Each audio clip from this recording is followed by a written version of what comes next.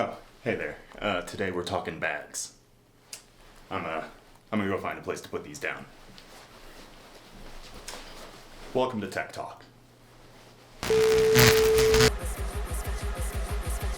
Hit the tempo. All my people, strapping, we about to take control. The rhythm, the vibe, that's when you know it's time to get right. Hit the tempo.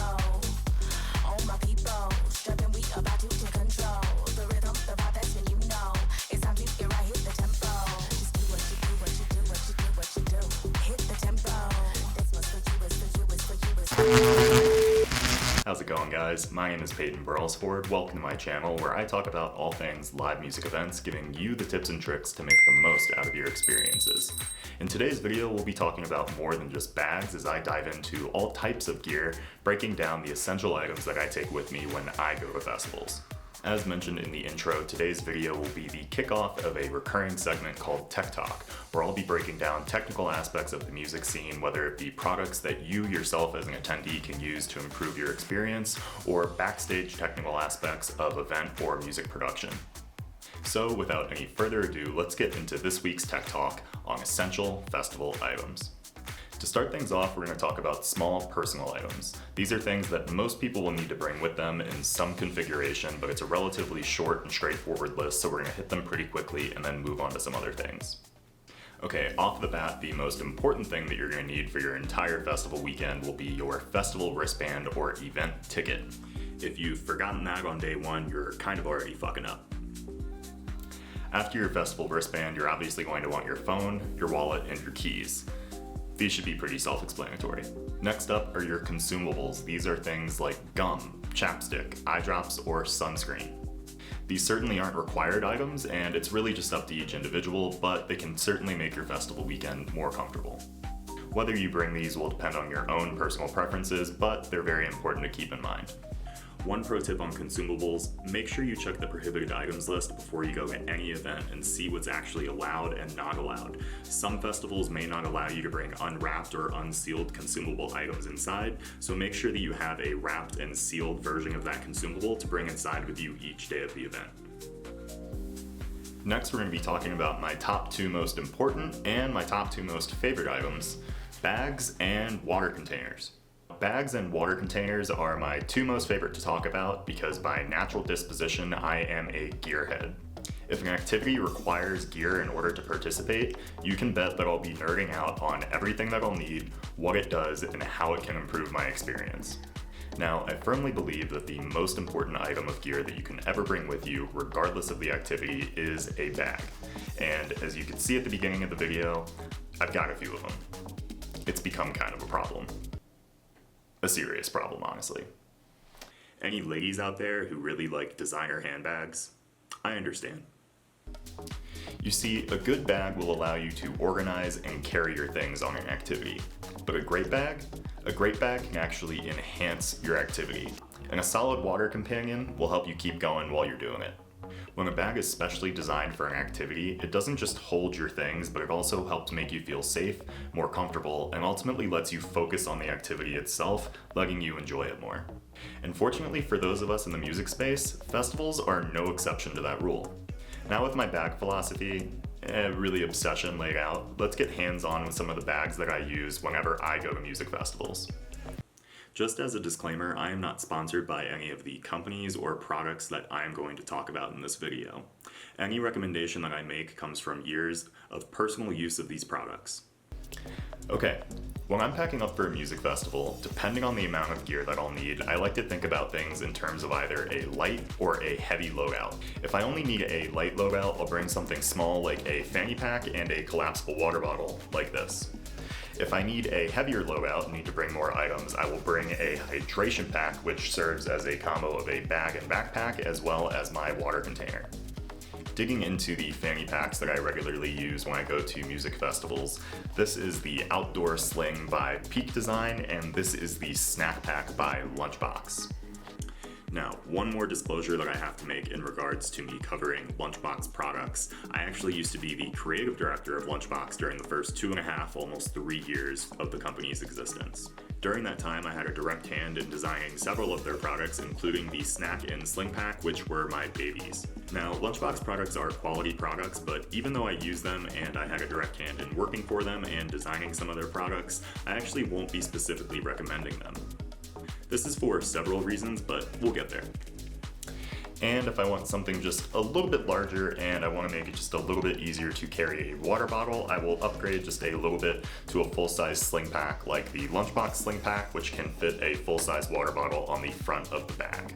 Now, features that I look for in a festival fanny pack start with it being small, comfortable, and lightweight, which fortunately covers most fanny packs out there.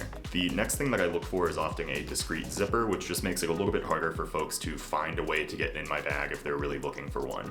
You can go the extra mile with actually having some locking zipper clips, which you can find on an anti-theft bag like a Lunchbox. The other main feature that I'm really looking for is a pocket on the back of the fanny pack where I can store my phone close to my body so that it makes it a little bit more secure just in case there's pickpockets in the crowd. One bonus feature that you might want to look for on a fanny pack is actually a padded shoulder strap, which is something my Outdoor Sling by Peak Design has, and I absolutely love when it comes to those long festival days and weekends to avoid it chafing on my neck, especially if there is a sunburn there. Just because you're going with a light loadout doesn't mean that you're going to forget hydration. Water is going to be important when you're at a festival throughout the weekend, so you're still going to need something to carry again. So when I'm going with a light loadout, I really like to use a collapsible water bottle. This bottle right here is called a vapor bottle, and the beauty of it is when you fill it up, it expands into something as large as a liter, and when you're done and the bottle's empty, you can roll it up and fold it up into this little ball. The bonus beauty of a vapor bottle is it also comes with a little carabiner attached, so when I'm done, I can just simply clip it to my bag and I'm hands-free for the rest of the day. And then of course with something like the larger sling pack, you'll just have the bottle attached to the bag and you don't have to worry about carrying it around whatsoever. So that's really the beauty of that feature right there. Now, the fanny pack and the light loadout work great for a single day or a city festival, but if you're doing a multi-day or especially a camping festival, you may need to upgrade to a heavy loadout, which will require a hydration pack. First things first, remember what I said about bags being designed specifically for an activity? That goes especially for hydration packs. Take this Camelback that I bought in 2014, for example. I purchased this in the summer of 2014 in anticipation for Ultra in the spring of 2015. I bought this bag for a few reasons, thinking I was being a smart consumer. It had lots of pockets and organization, it was large enough to carry all of my things, came with lots of fancy bells and whistles for outdoors activities, which I appreciated, and it came in a really cool color, green, which I liked at the time. Now, the other feature that I really loved were these sick back panels that you see here. See all these vents on the back? Intended for airflow? They work really well. The problem is, they're not designed for music festivals. They're designed for mountain biking. You learn the hard way that when you're dancing with a hydration pack on, with back panels that are intended for mountain biking and not dancing, that they'll chafe the skin on your back until it bleeds raw. I apologize for the grossness of that statement, but take it from me, that is a lesson that you don't want to learn the hard way. Another issue that quickly arose with this bag, aside from the sheer discomfort of using it as a music festival, was that within 1 year of buying it, most festivals changed their bag policies to either only allow clear bags or only allow bags that are smaller than this. So suddenly, one of the key features, being the size of the bag to carry all of my things, became one of the key detractors from actually using the bag. As I mentioned earlier, I am holding and I do use a Lunchbox hydration pack when I go to music festivals as my main hydration pack. However, as I also mentioned earlier, I won't specifically be recommending a Lunchbox hydration pack, as many of the key features that I love on a Lunchbox can also be found on other similar brands within the space, whether it be outdoor brands like Camelback or Osprey, or whether it be festival-specific brands like Rave Runner or Rave Beetle or Sojourner. Ultimately, the most important things to keep in mind when selecting a hydration pack is to find one that has features that suit your needs for your specific activity at your selected budget. That's the other reason why I won't be recommending a Lunchbox specifically, is there are many other bags with the same key features that come in at a lower price point. lunchbox is a little bit of a luxury item at the price point that it comes in at today, and so if you're looking for a bag that has the same types of features but at a cheaper price point, you can find one out there in the market. Now, with all of that being said, let's dive into the key features that I look for in a festival hydration pack. The first feature that I look for in a festival hydration pack is size. Sorry fellas, in this case, size really does matter. As I mentioned with the Camelback earlier, size became an issue for this guy. He was too big to take into most festivals. Due to security concerns, most festivals updated their bag policies to only allow smaller bags, and in some cases only allow clear bags into their events.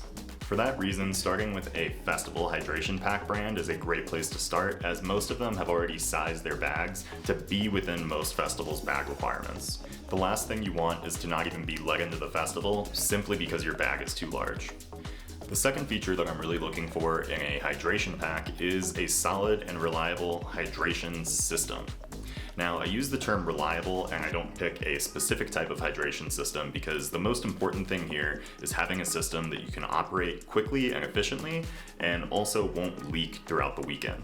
It's never a fun sight in the middle of the water line when you see somebody struggling trying to twist on the cap of their water reservoir just because they don't really know how to get it closed in the first place. So regardless of whether your hydration system uses a cap and screw method, a slide method, or a clasp method like this one, just make sure that you know how to actually use it, make sure that you know how to use it quickly so that you can let others use the water line behind you, and make sure that you actually know how to keep it sealed so that it doesn't leak on you throughout the weekend. The other bonus that you can look for is an insulated hose, which will in some cases help keep your water cool, but the other thing to keep in mind is that the black rubber material does attract sunlight and any water left in the hose will be pretty warm on that first sip, so just keep that in mind. The third key feature that I'm looking for, similarly to a fanny pack, is interior organization. Really wanting to make sure that you've got individualized pockets that will fit specific items so that you can easily organize them, know where they are, and reach them quickly when you need them in a hurry. Bonus features to look for here are zipper pockets, which will keep your items even more secure and in place, as well as a key hook, which you can obviously attach your keys to, but I personally really like to attach my wallet to so that I know it's absolutely not going anywhere. Another key feature that's been very hard for me to go without at music festivals ever since I started using it is a phone pocket on the shoulder strap. Having your phone easily accessible as well as safe and secure is a major game changer at a festival, and so I highly recommend finding a bag that has one. The fourth feature that I'm looking for are padded shoulder straps and a padded back panel that also allows for airflow. This is a really crucial one as you're wearing this pack all day, all weekend in the sun, you're sweating in it, you really want to make sure that you have something that is going to be comfortable on you throughout the day. Now, with that being said, not every type of mesh is comfortable for every person's skin type, so you may want to test out how certain bags feel on your skin, especially if you're going to be wearing something like a tank top or something that is strapless for the ladies. The fifth feature I'm looking for is actually a set of features. That would be anti-theft features. Anti-theft features can come in a number of different forms. One of the simplest forms that you see here on the lunchbox is actually a clamshell opening where the backpack opens from the back panel rather than on the front, so that the only way to actually access the bag is by taking it off your shoulder straps. Having anti-theft features on your hydration pack is a major game changer. It is very hard to explain the kind of peace of mind that you achieve in a crowd when you know that all of your items are absolutely safe when it comes to pickpockets or other ne'er-do-wells trying to do you wrong in a crowd. The other anti-theft feature that you can commonly look for are locking zipper clips like these. So zipper clips that are actually pushed together right there so that it's harder to pull them apart in the event that somebody actually gets their hands on your bag. And a third key anti-theft feature is actually having durable materials like this ballistic nylon on the lunchbox, which I believe can also be found on the Rave Runner and Rave Beetle, which is actually slash resistant, meaning that if somebody wants to take a knife or a box cutter and try and slash into your bag to try and reach in and grab your things, this material will actually help prevent that. Now, even though anti-theft features can make a huge difference on your festival experience, I place them so low on my list because I don't think that it's actually crucial to get these features built into the bag itself. There are many ways to DIY your own anti-theft features on a hydration pack that you already own at home. If you don't have locking zipper clips on your bag, you can always add a small TSA lock to make sure that you're the only one who can get in. It may not be as convenient, but it will absolutely be secure. And if you don't have a bag made of a material like ballistic ripstop, militaristic nuclear nylon, then that's okay too. You can always use something like duct tape to reinforce the outside or the inside of your bag, making it harder to slash and get into. And lastly, one of the cheapest, lowest tech, easiest to do DIY anti-theft options was shown to me by two close friends who are actually SpaceX engineers. These guys literally design rockets for a living. How do they secure their phone for a festival weekend? By taking a piece of paracord string, tying it around their belt loop, securing it around their phone, and calling it a day. You really don't need to overthink these things, folks. Products like a clutch loop may help protect your phone, and hydration packs like a lunchbox might help keep the rest of your items safe. But simply put, there's plenty of ways to DIY these same anti-theft features with items that you already have around the house. Alright, I think we've exhausted talking about bags and hydration packs, so let's go down the list of the other odds and ends that I bring with me when I go to music festivals.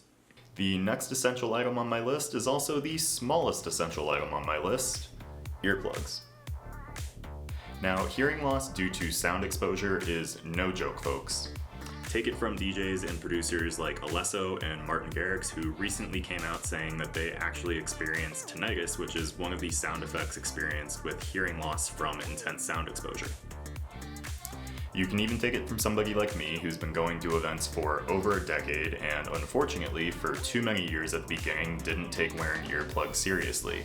And now every now and then I get a fun little high-pitched noise in my hearing that comes and goes as it pleases that I refer to as my early onset tinnitus. So for me, wearing earplugs at events has become mandatory. Now, there are several main competitors within the earplug space, but the brand that I will recommend unequivocally over every other brand every day of the week are Loop earplugs. I was an early adopter of the brand. I've been using them basically since they came out, and I don't think I'll ever stop using them.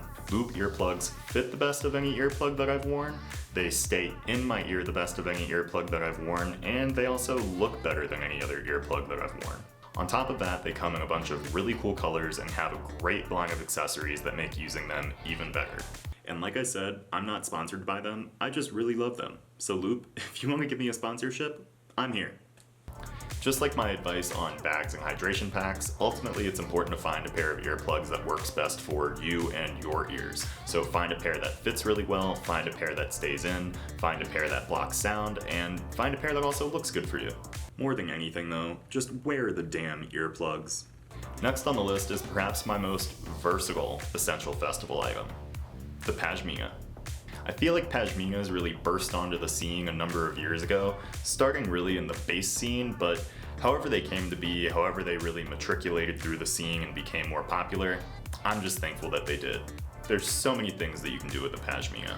First and foremost, they make an amazing fashion accessory. Coming in many different styles and colors, you can pretty much find one that will pair with virtually any outfit that you could come up with for a festival. So, look good, feel good, it's a good time. They can also be draped over the shoulders and worn as a shawl or used as a blanket to keep you warm. They can be brought up overhead to be worn as a hood, giving you a little bit of sun protection or privacy if need be. If the event is particularly dusty, they can be wrapped around your face and pulled up around your mouth to be used as a dust mask, like so. You can take it off and fold it in half and use it as a picnic blanket so that you can sit on the ground and protect your tush. Also makes a great bullfighting throw. Olay. And if worse comes to worse, I've been known to use it as a tissue. With that many uses, can you really afford not to bring a Pashmina to a music festival? Didn't think so. Next on my list is a relatively straightforward one: a rag or a towel. This is a Hanes Comfort Blend undershirt, which I have used as my festival rag since my freshman year of college in 2014. Not this same exact undershirt, but the same style of undershirt. I'm not that gross. Having a rag or a towel at a festival always comes in clutch, whether you need to wipe dirt off your hands, the sweat off of your forehead, you need something to sit on, or you just simply need to clean up a mess in general. It has always come in clutch. I find that I typically have to use one of these at least once a day during a festival weekend, so I never go without one. And I've exclusively had brand loyalty towards Hanes Comfort Blend undershirts simply because of how soft they feel against my skin. Okay, next on the list, collapsible hand fans. Now, these are extremely useful for obviously moving air and keeping yourself cool while you're at a festival, but they're also extremely useful for doing things like blocking the sun out of your face if it's high in the sky, or dusting away a fart after you blow it out your ass. They can also be used to find your friend in a crowd by holding it up high if they're looking for you, and they can also be used to kind of help move people out of the way if you're trying to make your way through the crowd while you're also giving them some nice air conditioning as a favor for moving. Now, there is one significant caveat and responsibility that comes with having a collapsible hand fan, and I'm so fucking serious about this, you guys. I swear to God, do not fuck this up. If I see any of you motherfuckers in the crowd clacking your goddamn fans, making a shitload of noise while the DJ is playing, I will lose my fucking mind. Fan clacking is a plague that has infected the dance music community, and I will not stand for it. So if you are watching this video, mark my fucking words. Do not clack your goddamn fan.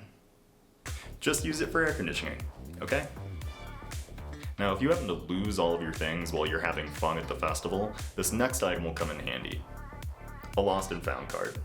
This is a lost and found card that I actually received from Insomniac when I attended EDC Las Vegas in 2022.